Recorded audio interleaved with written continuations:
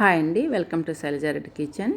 ఈరోజు మునక్కాయ మామిడికాయ వేసుకొని సాంబార్ చేస్తున్నాను. ఈ సాంబార్ అయితే సూపర్ టేస్ట్గా ఉంటుందండి, చాలా బాగుంటుంది.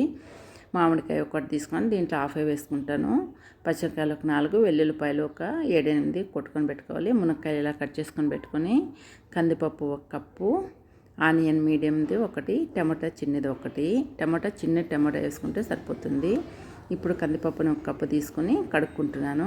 క్లీన్గా 2-3 సార్లు కడుక్కోవాలి. నేను ఈ కప్పు కందిపప్పుకు సరిపోయేట్టుగానే మామిడికాయ పులుపు కూడా వేసుకోవాలి చూసుకొని, మనము ఒక హాఫ్ వేసుకుంటే సరిపోతుంది. ఇలా కందిపప్పుని కడుక్కోవాలి. 2-3 సార్లు కడుక్కొని తర్వాత వేరే వాటర్ వేసుకోవాలి. ఇలా కందిపప్పులో వాటర్ వేసుకొని కొద్దిగా సాల్ట్ వేసుకోవాలి. ఇలా పప్పులో సాల్ట్ కొద్దిగా వేసుకున్నామంటే తర్వాత కాయలో కూడా వేసుకోవచ్చు. ఈ సాల్ట్ పప్పులో వేసుకున్నామంటే పొంగకుండా ఉంటుంది. ఆయిల్ కొద్దిగా వేసుకోవాలి. ఒక half spoon oil, half spoon salt వేసుకొని కుక్కర్ పెట్టుకొని 2-3 విజిల్ వచ్చేంత వరకు ఉడికించుకోవాలి పప్పుని. 3 విజిల్ వస్తే పప్పు ఉడికిపోతుంది. అప్పుడు ఆఫ్ చేసుకునేసి తర్వాత పోపుకు రెడీ చేసుకోవాలి. మనము వెల్లుల్లిపాయలు కొట్టుకొని పెట్టుకోవాలి. అలాగే టమాటాను కట్ చేసి పెట్టుకొని, పచ్చిమిరపకాయలను కట్ చేసి పెట్టుకోవాలి. ఆనియన్ కూడా కట్ చేసి పెట్టుకోవాలి. ఇవన్నీ రెడీ చేసి పెట్టుకున్న తర్వాత స్టవ్ పైన మనకు ఏ పాత్ర కావాలో అది పెట్టుకోవాలి. ఫస్ట్ పప్పు అయితే ఉడికిపోయింది. పప్పుని ఇలా నేను పప్పు గుత్తో ఎనిపేస్తున్నాను. కొద్దిగా పలుకులు లేకుండా ఉంటుంది సాంబార్లో.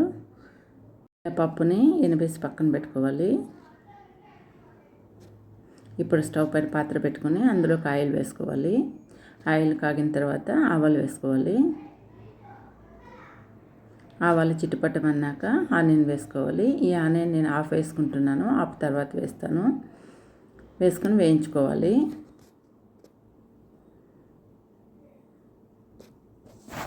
ఇందులోకి వెల్లుల్లిపాయలు, పచ్చిమిరపకాయలు వేసుకోవాలి. కట్ చేసుకున్న పచ్చిమిరపకాయలు అలాగే వెల్లుల్లిపాయలు కూడా వేసుకోవాలి. ఇవి కొద్దిగా వేగాలి. ఆనియన్ బ్రౌన్ కలర్ వచ్చేంత వరకు వేయించుకోవాలి. ఇవి కొద్దిగా వేగిన తర్వాత టమాటా వేసుకోవాలి.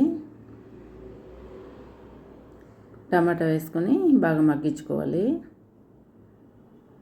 ఇది ఒక 2 నిమిషాలు మూత పెట్టేస్తామంటే టమాటా అంతా కూడా మగ్గిపోతుంది, మెత్తగా అవుతుంది, టమాటా వేగిపోతుంది.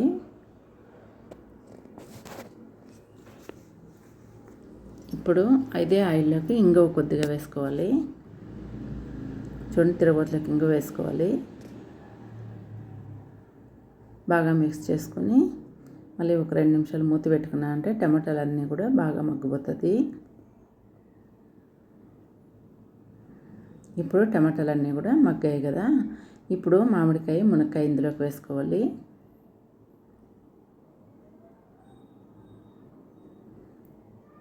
వేసుకొని బాగా మిక్స్ చేసుకోవాలి.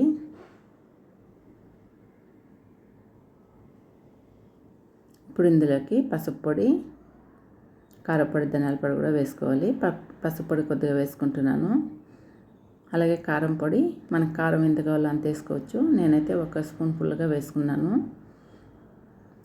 ధనియాల పొడి 1.5 స్పూన్ వేసుకోవాలి.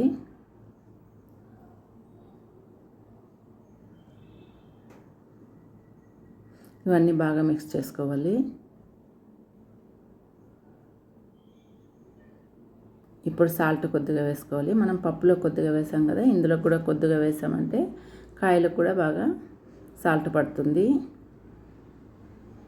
ఇప్పుడు వాటర్ వేసుకొని ఒక 2 నిమిషాలు మళ్ళీ ఉడికించుకోవాలి. మునక్కాయలు కొద్దిగా మెత్తగా అవుతుంది, అప్పుడు పప్పు వేసుకోవాలి.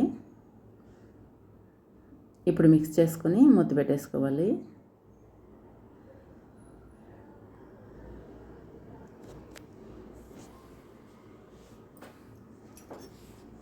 ఇప్పుడు ఉడికొచ్చింది. ఇదన్నీ కూడా మామిడికాయ, మునక్కాయలు కొద్దిగా మెత్తగా ఉంటుంది, పూర్తిగా ఉడికిండదు. ఇప్పుడు పప్పు వేసుకోవాలి చూసుకొని.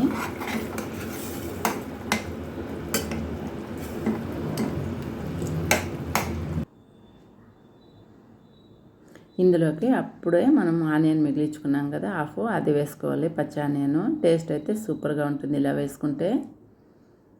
వేసుకుని ఉడికించుకోవాలి.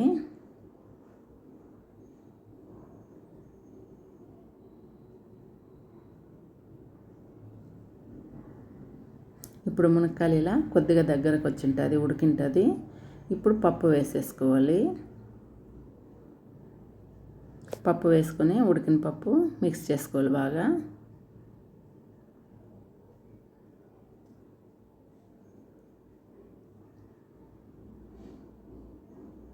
ఇప్పుడే కొద్దిసేపు ఉడికించుకోవాలి. మనం ఉప్పు కారం చూసుకొని ఉడికించుకోవాలి. అలాగే కరివేపాకు పచ్చిదే వేస్తున్నాను నేను ఇందులోకి. చాలా బాగుంటుంది ఇలా వేసుకుంటే కూడా. తిరగబోతు లెక్క వేయలేదు కదా, అప్పుడైనా వేసుకోవచ్చు, లేదంటే ఇప్పుడు పచ్చిది వేసుకోవచ్చు.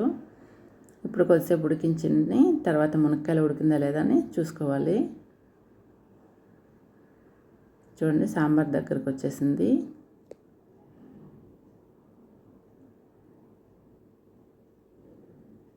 ఇప్పుడు మునక్కాయలను పట్టి చూస్తే మెత్తగా ఉడికిపోయి ఉంటుంది. అంతే, దించేసుకోవచ్చు. బాగా ఉడికిపోయింది మునక్కాయలు. ఇలా ఉడికిపోవాలి. అలాగే మామిడికాయ కూడా ఉడికిపోయింది. ఇదైతే టేస్ట్ చాలా బాగుంటుంది ఇలా మామిడికాయ మునక్కాయ సాంబార్ చేసుకుంటే.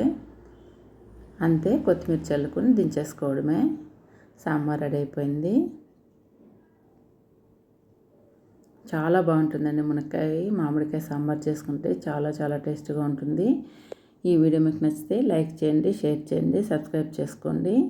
ఇలా మీరు కూడా ఒకసారి మునక్కాయ మామిడికాయ సాంబార్ చేసుకొని, ఇప్పుడు సీజన్ కదా, చాలా చాలా టేస్ట్గా ఉంటుంది. అంతే, రెడీ అయిపోయింది మునక్కాయ మామిడికాయ సాంబారు.